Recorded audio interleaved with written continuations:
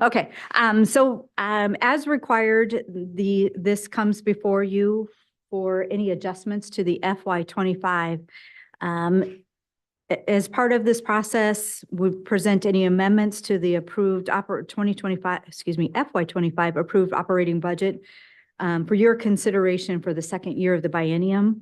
And this first session is to discuss amendments to this budget. And there will be an ordinance introducing on June 12th with the public hearing on June 26th for the items that we have listed here unless you direct otherwise, and any other items that may come up. And we'll talk about some other items that may come up.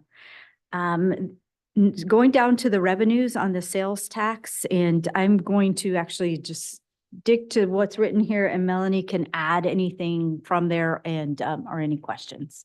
So stick with this. The sales tax continues to be the largest source of revenue, single largest source of revenue for the city, and represents 86% of the general fund FY 23. Since adoption of the original FY 24-25 budget, sales tax revenues have not increased as much as originally anticipated. Melanie and I did talk about it. What could be going on. I've thought about since it's actually started in 2019, I would say. And then COVID 2020, there was a lot of, were you raising your hand? Oh, okay, sorry.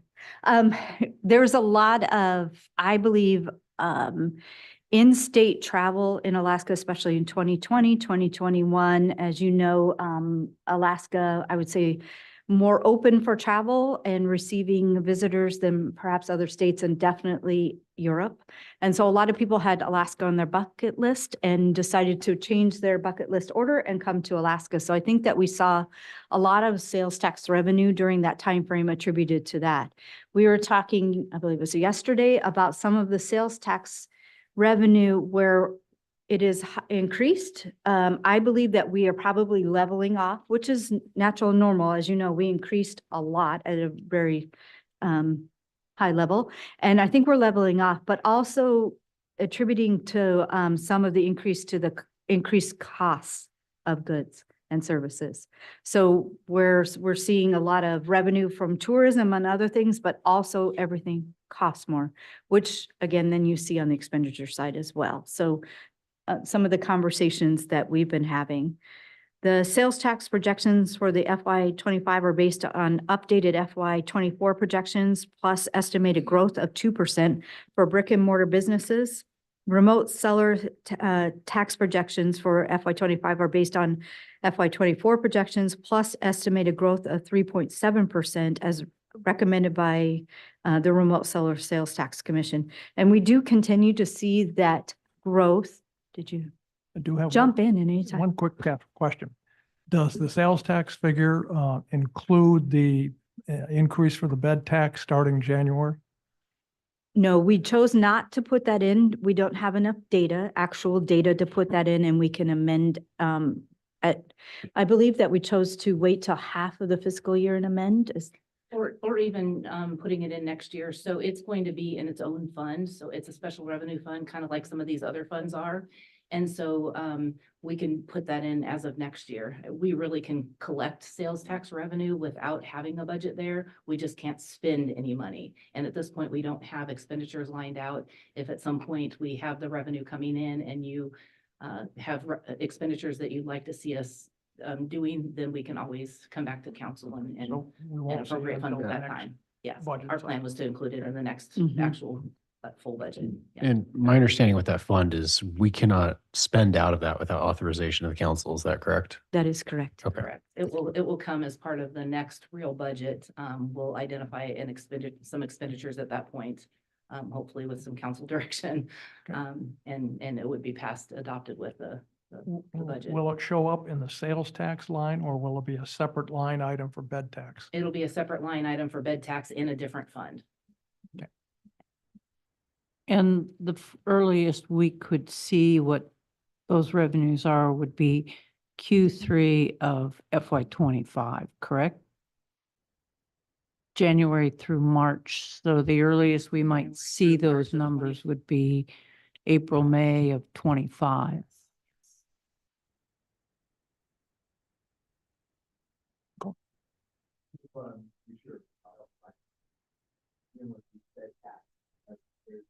Sales tax. Will the bed tax be, will our regular sales tax be offset by the bed tax in terms of those, those groups that need to be given out? No, it will be in a separate fund and it'll go directly, the revenue will go directly into that fund. Expenditures will be authorized by the council and be spent, but none of it will go into the general fund to offset the sales tax. Thank you. Will we still get the regular 3% Yes. sales tax and in addition? Yes, The bed? yes, that is correct. Yes. And just to add on to sales tax revenues a little bit, I was just putting the report together to send to you probably with it at the next meeting for where sales tax revenues have come in for the last quarter. We recently, well, actually, as we were preparing this, getting ready to print this, we got the revenues in from the borough, the sales tax data in from the borough. And first quarter was down 2.71%. Second quarter was down 2.3%, but then third quarter was up 2.93%. So year to date, we're only down 1.18%, which is a lot better than what we reported last quarter when I brought my report to you. And so the projections for FY24, we're hoping that we'll come in flat with FY23. When we originally prepared the FY24 and 25 budget, we had anticipated a 2% increase for 24 and 25. We're now thinking that we're not going to have a 2% increase for 24. So that's why you see the reduction in sales tax revenues for 25.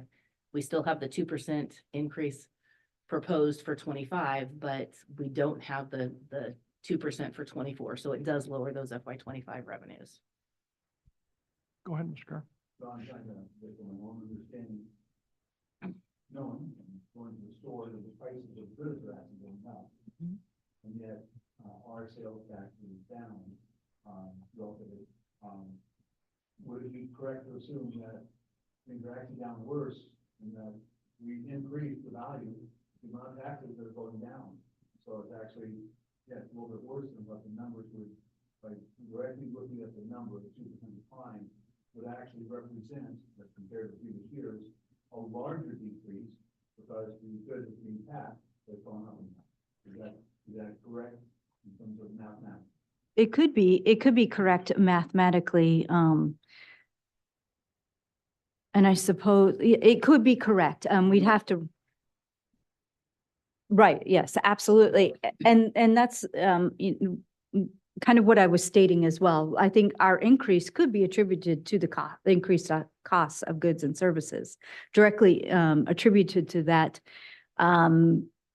There'd be a whole lot, I'm not quite sure how we get to that, but I do believe that the costs of goods and services aren't going to be coming down significantly. So I believe that, as Melanie spoke, our projections are on with making the decrease to what's actually happening right now. Yeah, I feel like sales tax revenue went up a lot last year, but inflation went up. The costs really soared last year, and we're still feeling it, but I don't feel like they're going up significantly this year compared to last year. The big increase was last year, and sales tax revenue went right along with that. We had bigger increases last year than we'd seen before. So it makes sense that as things start leveling off a little bit, that we would be, down slightly this year, or even be flat with, we're hoping we'll come in flat with FY23. Ms. Hutchings, did you have a question? The only comment I wanted to make is, yes, the goods at the grocery store, I'm sure that's what you're referring to, Dave, is going up. But we don't collect the same sales tax in this first quarter of the year, or I guess the third quarter of the fiscal year, because it's on the winter hiatus. We don't collect sales tax in this quarter. In the quarter, we have that food thing, if it's unprepared food, Not in No. the city. or That's only the No. borough, that's only the borough. not in the city. We opted back into that. Yeah. Yes. We definitely have quarters that are bigger, like Yeah. July, August, September are the biggest quarter, but yes. I think there's also a bit of a lead lag with spending habits, because certainly as Sure. consumer goods go up, spending habits change, and that takes time. And as That- Melanie noted, you know, the heavy inflation and the impacts of that are kind of downstream. And I think Mhm. that, like Melanie said, our revenues chart kind of similar with that inflation, and there's a bit of a lag in the quarter revenue reports with spending habits. So. You know, also part of it could be online sales tax too. You know, sometimes people are not buying here, but they're still buying, they're buying online. And we're seeing online sales tax go up a lot. And part of that has been because new sellers have, you know, registered with a commission, but part of it too is that people are buying more online. So brick and mortar businesses may be going down a little bit while online sales tax may be going up to offset it. There have been questions too about Three Bears, if there's if there's any effect on the city because of Three Bears. Maybe some, but Melanie explained to me, they actually opened before and we didn't, before all of this, and we didn't see the effect. So there had been some data in history where I don't believe that we're as affected by Three Bears as we originally thought that we were going to be. Yeah, Three Bears actually opened in August of 22. And so that was FY 23, which was actually our biggest sales tax year. So, you know, we probably were impacted by it, but we still saw an increase in sales tax revenues. And it's really hard to say how much impact we had. So the updated sales tax projections of 10,350,000, a decrease of 151,000 from the original FY 25 budget are meant to provide a realistic yet conservative outlook for fiscal year 2025. As far as property taxes, they've been adjusted in this update based on an increase in taxable assessed values provided by the borough.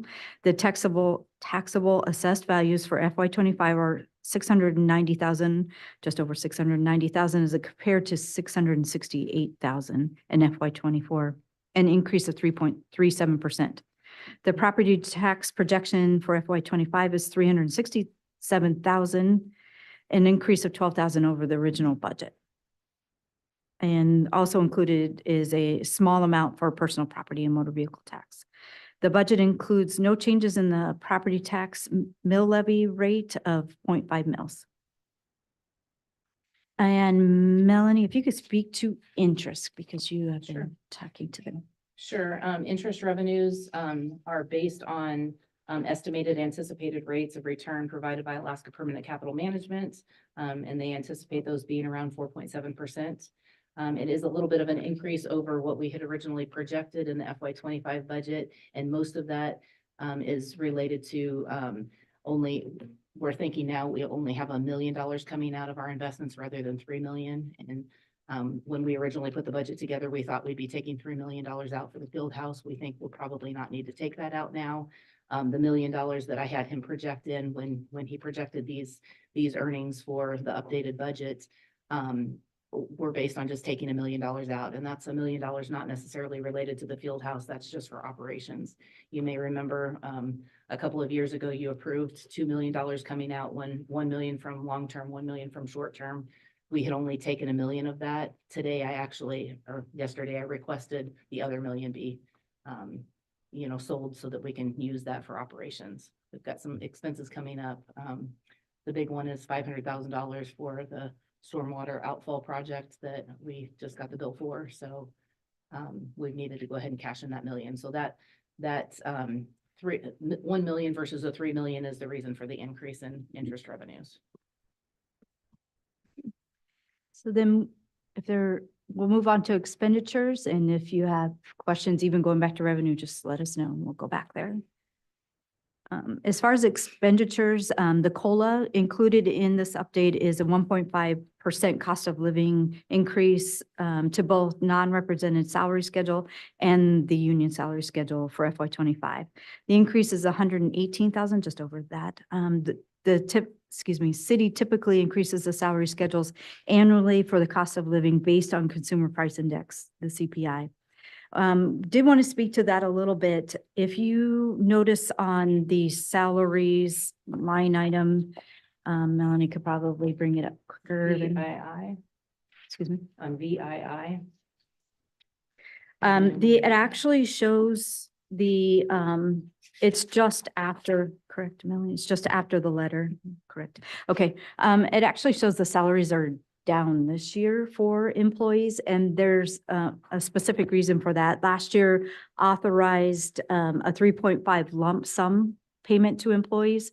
So the FY '24 and salaries include that, the FY '25 does not, which does make it look like the salaries decreased, but there was actually a 1.5%. Anything like that? So it mentions in here that we typically increase COLA based on the CPI. And that is true, except for last year, CPI was high enough. It was 8.1% that we chose not to increase COLA by CPI. And instead of 8.1%, we added to the salary schedule 4.5%. And then we did a one-time lump sum payment of 3.5%.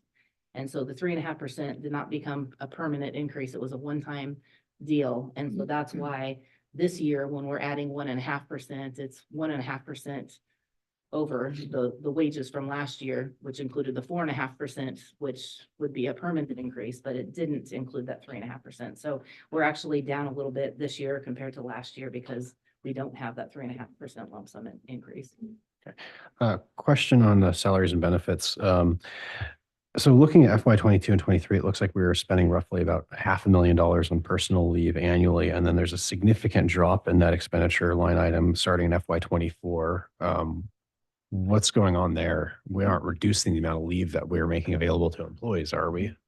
No, it's just where it falls out. I mean, we budget, what gets included in the budget is the difference in leave for at the end of the year, FY '25 versus the end of the year, FY '24. That increase in leave, we have to charge as an expenditure in our books. And so that's what gets budgeted. We look at salaries and benefits as a whole. Sure. And so where it actually gets spent out of just depends on how much leave people are taking. So it may be that one year salaries are more and leave is less, and sometimes salaries come down a little bit and leave is a little bit more. It just depends on how much leave people are taking, if people leave or if they cash out their leave.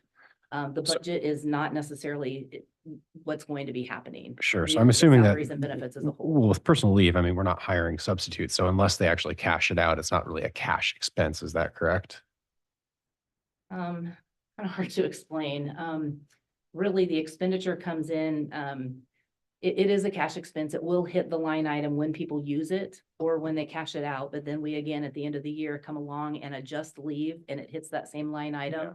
We adjust leave for the difference in the value at the end of the year this year versus the end of the year last year. That accrual is considered an expenditure. Well, I know it's And so- considered an expenditure. I'm just trying to wrap my mind around how it's considered. Is it actually, are we seeing a reduction in cash in our accounts from people using leave? I wouldn't imagine that we would unless we're paying substitutes or they're cashing it out because they don't use it. Yeah. Like we might record it as an expenditure, but it's not an actual reduction in cash that the city has. Is that correct? No more so than if we would just have paid them salary. Yeah, so say it's 2,080 hours a year for an employee. Their salary could be 2,080 hours, paid through the salary line item, if they don't take any leave. But if they take they take 80 hours of leave, then personal leave would be 80 hours for them and 2,000 of their salary. So is that a good way to explain it? Yeah, yeah, it just depends on how much leave they're using, which account it comes out of. So some Salaries or employees use leave. 40 hours, others use. Correct. But if they don't use any leave and they cash it all out, we have to pay them their salary plus the leave. So it's going to be more. Correct. Yep, it's a line item on here too. We don't budget for that, but it is down here. Okay. Because Good. we've budgeted for the increase where they're at the end of the year versus where they're at the year before. So everything that they've accrued up until now has been expended. So when they cash out, it's not really an additional expenditure. I mean, it is an expenditure at first, but then when we adjust at the year end, then their leave balance came down. So it's a reduction there. So it's kind of a wash. Yeah, I get what you're I asking. think- It's not a separate, No. yeah, it's difficult to articulate, but I get what you're asking. I mean, It's a separate an line item where it- Hypothetically, an employee that cashes out every hour of leave they get is going to cost the city more money than an employee that takes that leave and actually takes some time out of the office. Mhm. And the last line item I see on that is FY '23, we're spending about $200,000 a year on leave buybacks. I'm just curious approximately what we're spending on leave buyback now, because there's no line item for that. Which, So this would be line item 4,400 Yeah, it's 85,000 last year. for FY 23. Okay. See, But I think you're looking at the PERS line item. there's There's no budget because we don't know what people are gonna, I mean, we look at it as a whole. that's what I was asking is like, Yeah. what would you anticipate? Because we like, just trying to understand roughly what we're spending on that. And FY 23 is the last number that I see that we have to work with. And it really varies every single year. It depends if we have long-term employees that have, built their balance up and then they leave, then we cash it out, then that's gonna be a big number. Okay, thank you. And I, but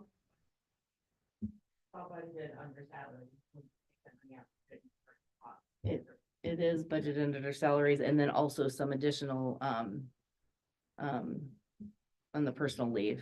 That is the increase in value, which, yeah, plays into that too. Yeah. Yeah, if there's a budget for it, it's built in here. and then on the audit side, then it's accounted for there as well as, yeah, that's what I thought. The whole amount is accounted for on the audit side of things, but not the budget side. Okay. Okay. All right, so health insurance, and I know that you're all aware of the increase that happened this year with our health insurance. And I'm just going to skip to, well, there were, as you know, significant savings in FY 24 and in FY 25, we had an increase, a combined increase of 31.5%. The increases or decreases to the overall budget for health insurance expenditures are impacted not only by premium rates, but also changes in individual employee coverage. The increase in the FY 25 health insurance budget is just over 371,000, with 350,000 attributable to the rate increase and the remaining amount due to changes in individual employee coverages and the HRA expenditures. Just, touching on this, I know we touched on it a little bit before. We do plan on going out to market next year to see what else might be available. I do believe that we, like all the municipalities in Alaska, are at a little bit of a disadvantage. Our options are Premera and Aetna, pretty much. And that's it. And if we were, lower 48, we'd have more competitive things going on in the market, but right now we do not, but we will go out to market. I've been asked about the AML pool. At this time, it's not really an option for us. I do believe the AML pool is improving. Their coverage, it's just all improving. At first, it really just wasn't a good deal for the city and for the employees. I think maybe someday we might end up going to that pool, but the time isn't now. So we will continue with what we have right now and go out to market next year to see if we can see any decreases or different coverages or all of the above. We're going to take a look at everything next year. Didn't we have a 3-year commit to them? A 3-year commitment to the broker, but not necessarily to Premier itself. Okay. Yeah, so and one of the things that had happened is previously we were with Aetna, which was part of a pool. And so when we came out of the pool and Premera was bidding on, getting our coverage, they bid it based on some assumptions. And Aetna, because we were part of a pool, they could not release to Premera specific data related to the city of Soldotna. So Premera had to make a number of assumptions, and those assumptions were off. It turns out that we use more insurance than they thought we were going to use. Our experience rate is up a lot more than they thought, and so that's the reason for the increase. Now they have our actual usage. So going forward, we are hopeful that we won't see a big increase like this again. This is just kind of to get us to where, we probably should have been in the beginning if they had our usage coming from Aetna. And the other problem is, like she was talking about, some of the other coverages being with Premera. Now that Premera knows our experience rate, we're probably not going to get great rates. Mhm. And we're able to provide that experience to anybody that's bidding on us. We just couldn't do it before because we were part of a pool.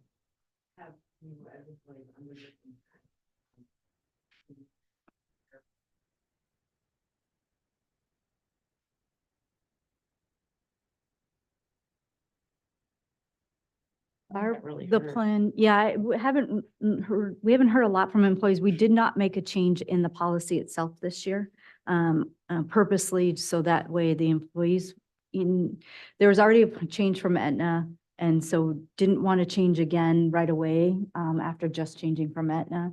So there's not a decrease or change in coverage. I have heard a little bit about prescription coverage.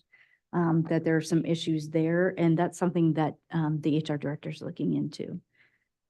I don't know if you've heard any. Correct, that's what we're. Right, Taking into consideration what employees experience. mm-hmm, yeah, mm-hmm, yeah, absolutely. And one thing also worth noting that even though the rates went up 31.5%, for FY 25, we're still slightly less than the Aetna FY 24 rates were. So we're still better than we would have been if we would have stayed with Aetna. Go ahead, Mr. Kerr.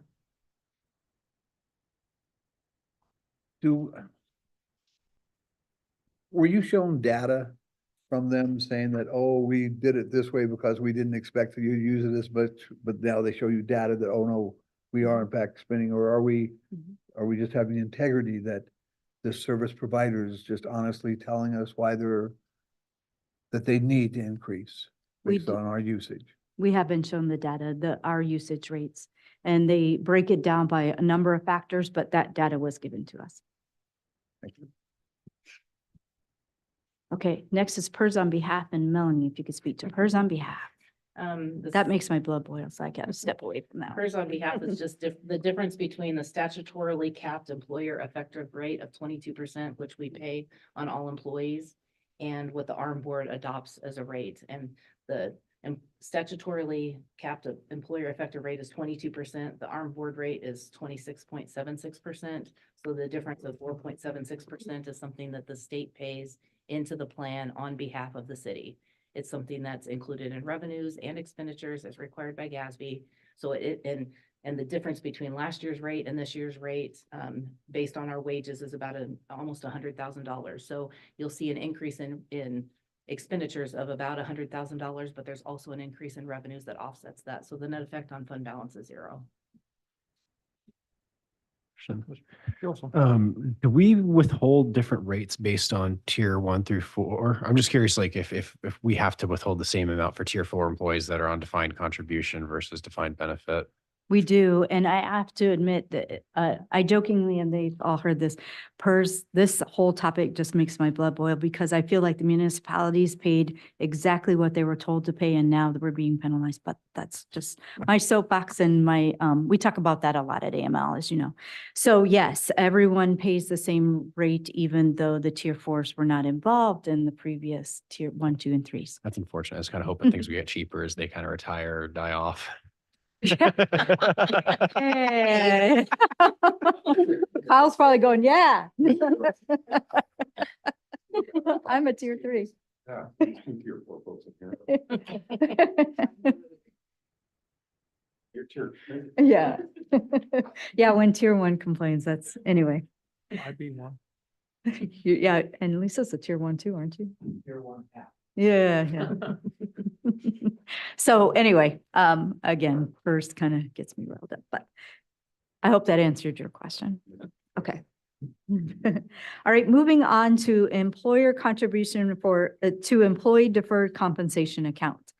As you know, you authorized enacting a deferred comp, the 401A program.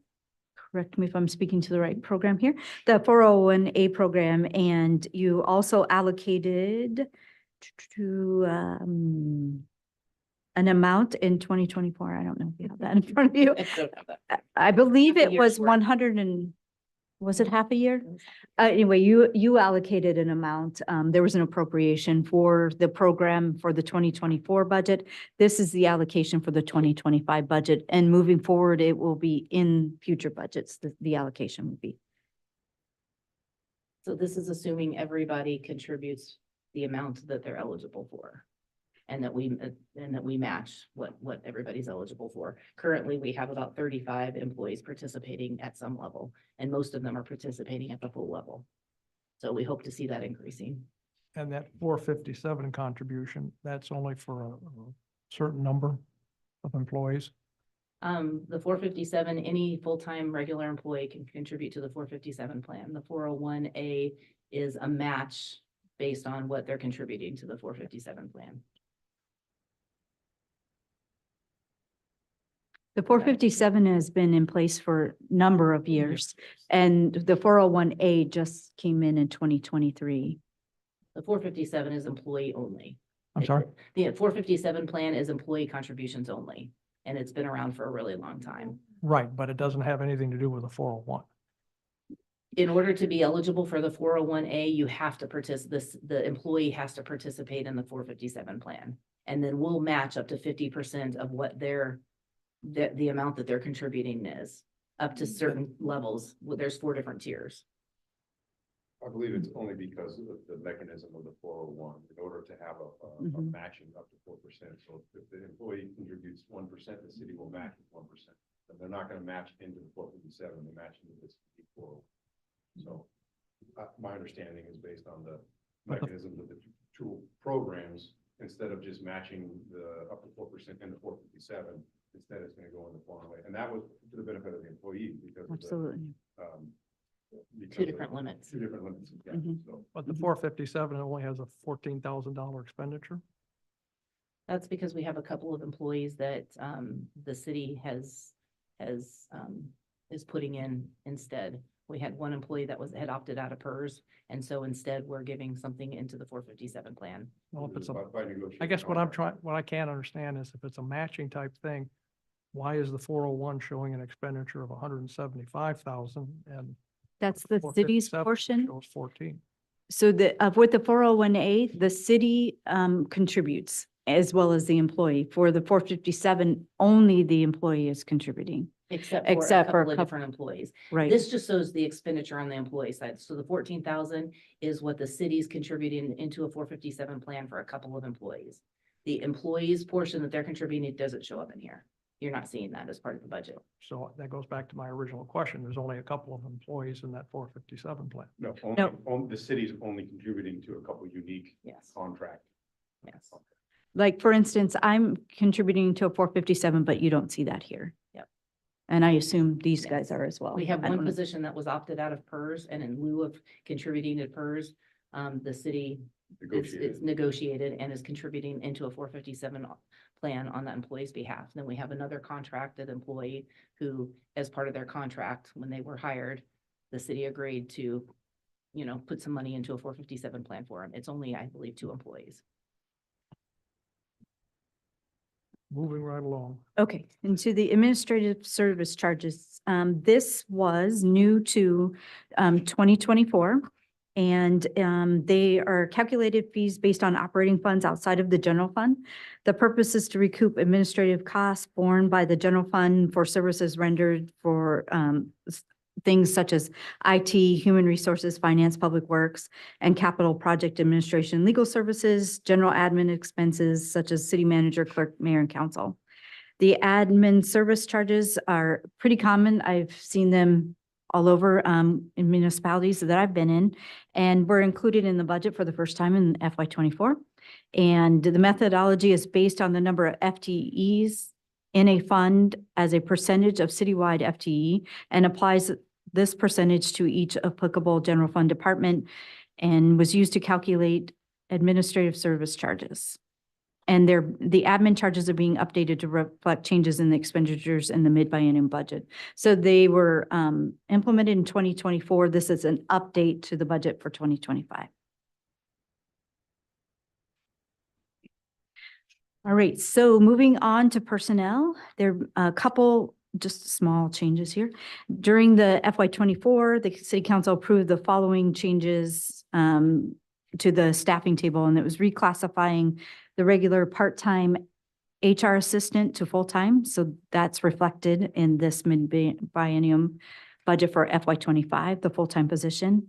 And also proposed our reclassification of the admin assistants from range 11 to range 12 to better align their salary with their positions and their duties. And I want to note the budgetary impact for this is $7,323. And also reclassifying the lead parks and recreation maintenance worker position, range 13, to a parks and rec operations supervisor position, range 15, to recognize the increased responsibilities added to this position, and the budgetary impact is $4,870. So those are the personnel changes proposed in this document and will be proposed in the ordinance that will come before you in June. All right, so a couple of the other, what we call other expenditures are the audit services contract. Melanie, if you want to speak to that. So we had brought an ordinance before you. I don't remember what month it is. I think it was in maybe July of last year. It was after the budget had already been approved. There was a slight increase in scope with the audit contract. And so a $16,790 increase to the contract was approved.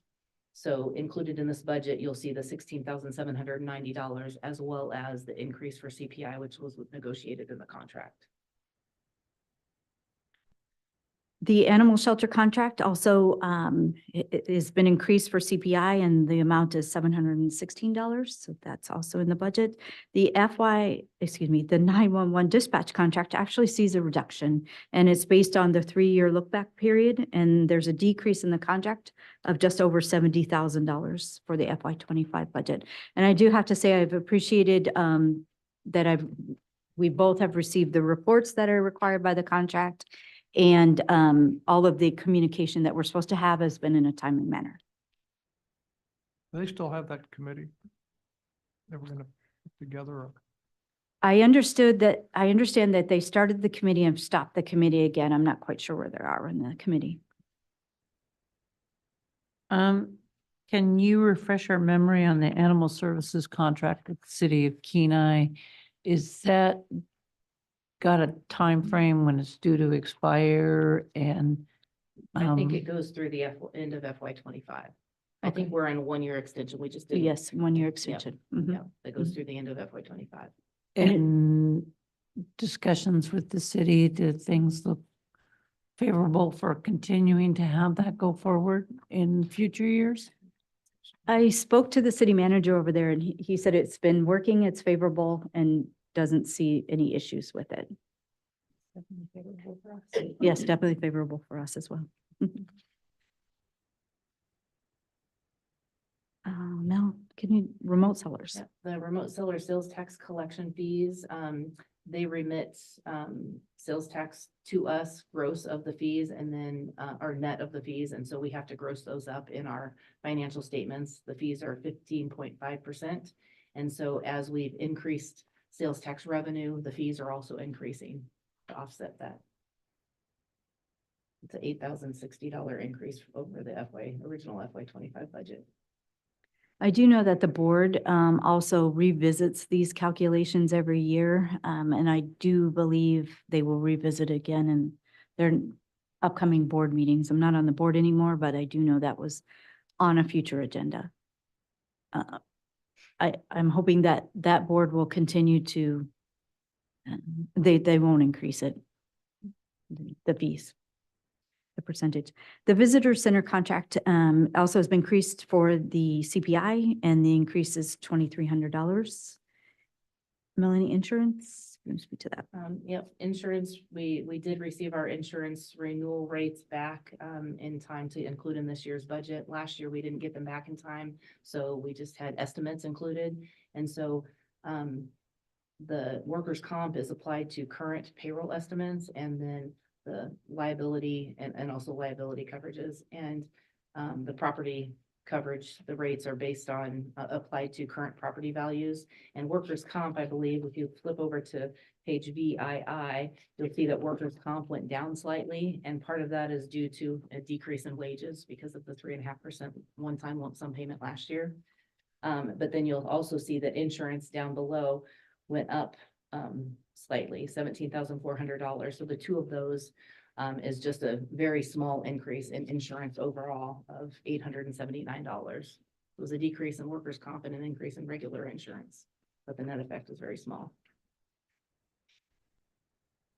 Ms. Hutchings? Yeah, my question is, we skipped over 911 dispatch. I'm curious, because it went down by 70,000, if they recalculated how they're deciding where their police and EMS and everything is going in the city. They do a 3-year look back period. It hasn't been recalculated, but what they're doing as far as how the original contract is, but what they do is it's based on the call volume. So our call volume through dispatch has decreased, and so the decrease is reflected in as per the contract. Yeah, So dispatch, even though it goes outside the city, it's just goes through the dispatch, or is it just within the city that we're paying? Just within the city that we're paying for police dispatch within the city. Just within the city. And I remember when this issue came up, we discussed some operational changes that could reduce the call volume associated with City of Soldotna Police use of the 911 dispatch that State Parks uses, DNR, state troopers, a handful of agencies. And for example, they may not need to check in and say every time they go into Fred Meyer, say, entering Fred Meyer, they can use other methodologies and implement some operational changes that reduce that call volume. And I think that's what we're seeing here is a reduction in call volume. Well, and part of it is that the look back period that they were looking at was 2018, 2019, and 2020. They updated that look back period to be 2020, 21, and 22. And because they updated the look back period, the call volume was less. And so therefore the fees went down. Now, Mhm. at one point, we were not getting payments. Correct. We are receiving the reports in a timely manner and all communication's been in a timely manner. When we received the first invoice with the reduction, we were like, what's going on? Because they didn't tell us that part, but then shortly after that, I received the, and Melanie called them, but I received the information with the, regarding the DQs. Okay, so moving on to federal lobbying, this is new in this budget, 69,000 included in non-departmental budget for federal lobbying services. These services include continuous monitoring and updates regarding relevant congressional action affecting Soldotna, executing a legislative roadmap based on cities' adopted legislative priorities, submitting and monitoring congressionally directed spending requests as they make their way through the appropriation process, strengthening relationships with federal agencies, identifying grant opportunities, assisting with drafting and obtaining congressional support letters, planning and facilitating yearly lobbying trips, and holding monthly meetings with the city of Soldotna. Like I said, this is new this year. I definitely want to speak to the state contract, which is already in there, our state lobbyist, which has already been budgeted for FY25. The value, I believe, in these relationships is very valuable to the city. These lobbyists, both at state and federal level, are able to provide us, I don't want to say insider information because it's not really insider, but we're not there to receive that information. So they provide us with information, one about when we're submitting our legislative priorities, where they should go to. And we've been told that, Senator Murkowski this year, it appears that her focus is on harbors and other projects. So then they won't bring our legislative priorities they provide them to the senator, but that's not her priority this year. So then they make contact with Congresswoman Peltola about her priorities, and they sort out where our priorities are going. That's just a portion of it, but a lot of it is communication that we would not have otherwise have at the federal level. So that's new in this year. Okay, moving on to disposable dewatered biosolids. As you know, from last year, we had to do a supplemental appropriation to increase the budget for the biosolids that happened. The increase happened at the borough, and so we increased the budget. This carries over that increase for 2025, and this is the number that it's an estimated amount of 72,000 bringing the total disposal fees to 110,000. With the new dewatering system that's eventually going to get installed, will that have any effect on this? Yes, it will have an effect on it. I don't anticipate it to be significant. The dewatering technology, true savings is going to come from personnel and operating cost and time. So our existing system does a fair job of dewatering the biosolids, and you pay for weight on the scale for disposal at the landfill. And the newer technology is going to be hands off, but have a similar dewatering effect. So the biosolids we take to the landfill are about 17% solids. The rest by weight is in water.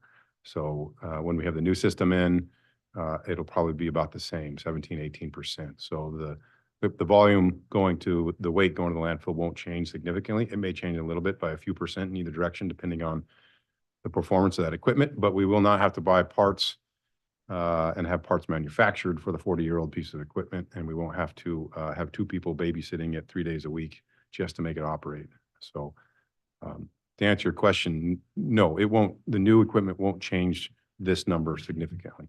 It will have other significant benefits to the wastewater treatment plant. Is there an alternate disposal way? There is not. There are none available to us that would achieve savings. So there are other methodologies like land disposal, incineration, evaporation, and we did investigate 8 to 12 different options, and this is the most feasible, is to continue to dewater and deliver to the landfill. Thank you. All right, so then overview of all funds combined, the total operating revenues for the city are projected to be $17,439,904 in the FY25 budget, an increase of 13,333 or 0.08% over the original budget. The total expenditure budget for FY25 is estimated to be $18,613,826, an increase of $808,197 or a 4.53% increase over FY25 budget. Factoring in the projected expenditure lapse of $880,650, the estimated change in overall fund balance is a decrease of $293,272 for FY25 prior to appropriating the capital budget.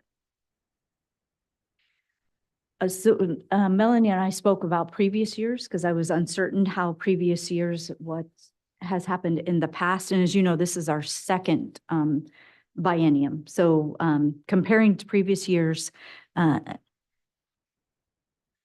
want to say, and Melanie can correct me with correct financial terms, but this isn't an unusual amount, and that we've been with the lapse able to lessen the deficit on at the end of the fiscal year.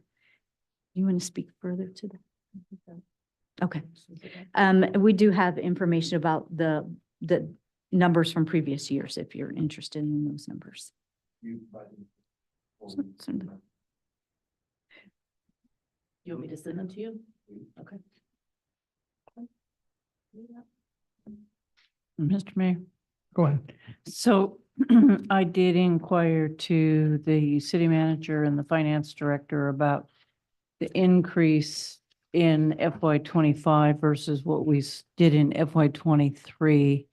And in FY23, our overall increase was 5.37%. And what is being proposed right now would be a 4.53% increase. So we're seeing the the biennial budgets, the projections are coming pretty close. So it isn't a significant increase or change over what we've seen in previously. And the areas, there's 3 areas where there has been no increase at all, and that's in streets, equipment replacement and debt service. And the airport and utility funds and the general funds are the areas where there have been the increases in the previous years. So. Any consideration been taken in the sale of that additional $5 million bonds? Not at this time. We've talked about a potential for a short-term loan. So that way we know exactly how much the amount needed is going to be. So our concern is about taking out too much of the bond amount, and then having that increased debt service payment. So what we've talked about with our financial person is to possibly take out a short-term loan. We'll continue the work, take out the short-term loan for the actual amount that is over the $10 million. So I'm going to make up a number, $3 million. So we'd have a short-term loan for the $3 million, and then that's the exact amount that we would bond for. Right now, if we were to bond, we're not uncertain of the actual amount. Okay. Okay, so then continue on, it actually, this is more narrative about what we've just spoke about for the numbers for each of the funds.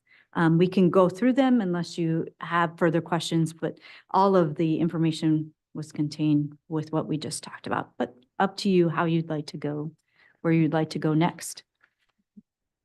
I did send out an email regarding the senior center last year. The council chose to take out the funds for the funding for the senior center and asked if you had any information. I have heard from a council member who's been very helpful in providing information regarding the senior center. And I'm not sure if that council member would like to share that information. At this time, based on what the information I've received is basically, I'd like to leave it alone for right now and then have a further recommendation for you probably when the budget is adopted, the public hearing. Unless there are further discussion or information that needs to be discussed. I've had no communication with anybody from the senior center, so if they want to be considered, I would think that they would come to the council and make that request, and that we just not make an assumption to include them in the budget. If you want money, you got to come ask. Ms. Hutchings? And I did talk to a couple of people yesterday. I talked to others that are doing volunteer work there today. And basically what they have told us is they still don't have their financials complete, although they are working on them. And they have given up being, I guess they were considered a government agency because of their government grants. But since they have no grants, they have gone back to just operating as a corporation, and they are charging for their meals. And I noticed on their website, they don't call it Meals on Wheels, they call it Homebound something. So they're not using the verbiage that they were using before because they do not have any grants. I did call Kenai to find out if they were providing meals in the Soldotna area, and they said their area is K Beach and Kenai. They don't do any for Soldotna, but they said they have about 30 people a month that come to the Kenai lunchroom and eat, and they have about 5 meals that are picked up each week from there that are within the Soldotna area, but they said their numbers have remained the same, pretty steady for who was coming from Soldotna to Kenai. So, and they are having issues, with employees and whatever else, but they're not operating the same way they used to. So they said the one gentleman that is helping with the financials said that it's going to be a ways out before they have their financial statements because they don't have them yet. They said they haven't really found any missing money, just lots of misappropriation going into accounts that it shouldn't have gone into, and they're having to backtrack everything and whatever, so. But they didn't, I mean, he didn't say anything to me about, he says, I guess they have money that they're using, so. I wanted to, Vice Mayor Parker spoke about having those entities come speak at the council. Being the second year biennium, just part of process, is that something the council would like to see that come every year? As you're doing a second biennium, doing a biennium, you're setting it for the 2 years. And usually then it stays for the 2 years. This is specific because there was an issue last year and, we're watching that. So this is specific conversation. But overall, would the council like to see those non-departmental budget, where we're giving funds to come every year, which is fine. I just want to make sure that we know for future years. And whatever you're comfortable with, we are comfortable with. Anything else? Mr. Wilson? I can just give my opinion on that. I'm of the opinion that unless there's a change they want to see midway through the 2-year budget, there's no need for them to be here. So to Vice Mayor Parker's point about the senior center, if they want to change that and bring that money back in for the second part, they should be here. But for organizations like Silteshti or the Historical Society, where it's the same funding each year, I don't think they need to be here for that. Okay, everyone's comfortable with that, and Just, I'm comfortable with the senior center last year was kind of an anomaly. Right. And like I said, I'm not willing to put them in the budget for the second half, but I'm fine with keeping the other agencies as they are. So what's included in this budget is the senior center funding, because I believe that what was voted on last year was removing it from FY 24 and leaving it in for FY 25, knowing that we could have another conversation about it. So what's in here right now is funding for FY 25. So But we can always. my recollection was that they were going to have to come back to the council and request that money, that there wouldn't be an automatic transfer of funds over to the senior center. Do you want me to reach out to them and see if they want to come present and give an update at one of the next meetings? When they were here the last time, they were told that they were going to have an audited statement. What I heard today is that they are so far away from an audited statement that you're looking at another year. I don't think we need to have anything set aside for them. okay, thank you. And thank you for that information. We will work on that. I just want to make a comment on something Ms. Hutchings said. I have seen Kenai Meals on Wheels here inside the city delivering food before. And that's interesting because I talked to Red at the senior center in Kenai, who's in charge of Meals on Wheels, and she said that she didn't have anybody coming over. So maybe they're doing it on their own. Okay, let's move right along. Yeah. I think, like I said, most of this next portion is, ties back to what we've already spoke about, but I do want to speak about on, the debt service fund. And that actually, Melanie, if you could speak to the debt service fund, and that ties back to your question, Mayor, about the bond. We didn't propose any changes in the debt service fund here, but included in this budget is debt service in the amount of $739,625. And that's directly for, It's for the library bonds as well as the first tranche of the field house bonds. and that may change for the FY 26, depending on what we do with the other tranche, how that amount is taken out.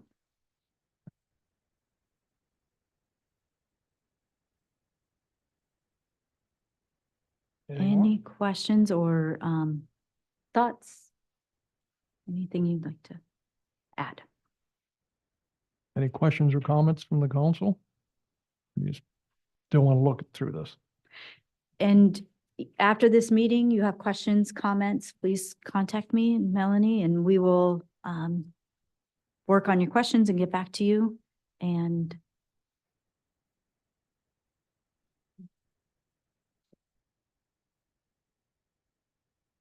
And we'll get back to you with answers to those questions. Thank you.